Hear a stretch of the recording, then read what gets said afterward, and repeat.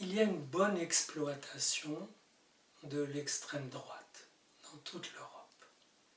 La vie politique en France a été réellement gouvernée sous l'emprise d'une ritournelle, d'une idée obsédante.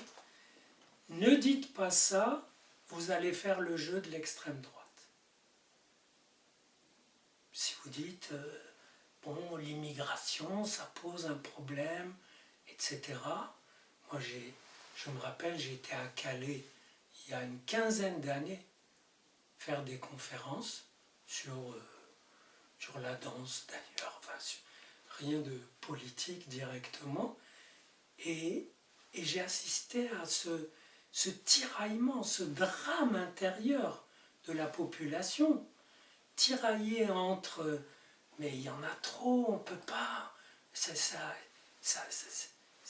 polarise toute la ville, on peut pas, ça ne peut pas fonctionner.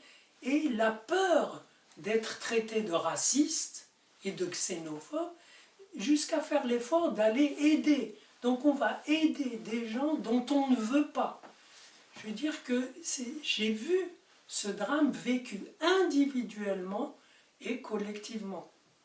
J'avais aussi fait une conférence sur le racisme et je sentais presque une supplication. Dites-nous qu'on n'est pas raciste et que c'est simplement que ça fait trop et qu'il n'y a pas les structures nécessaires pour accueillir. Après, il y a eu Sangatte, il y a eu la jungle, et ainsi de suite. C'est-à-dire que ces gens avaient peur de dire, parce qu'ils seraient étiquetés d'extrême droite, ce qu'ils ne sont pas.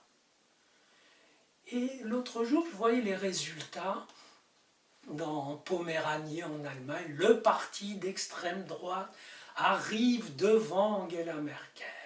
Et on fait trembler les gens. Attention, l'extrême droite en Allemagne, le nazisme, etc.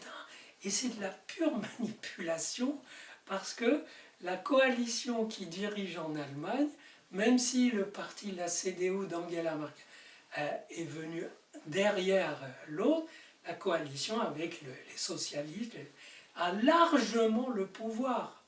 Mais on fait peur aux gens.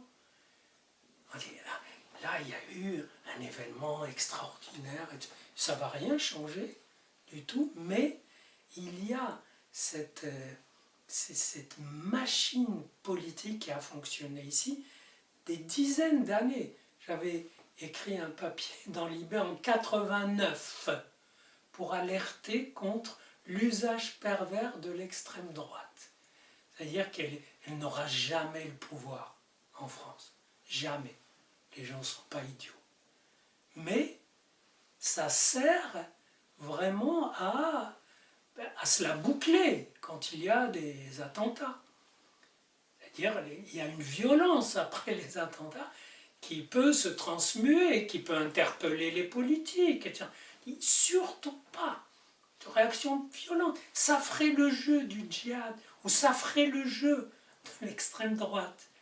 Oui, ça. Donc, fermez-la et supportez. Et moi je trouve ça prodigieux. Je n'ai pas connu de phénomène de manipulation de cette ampleur.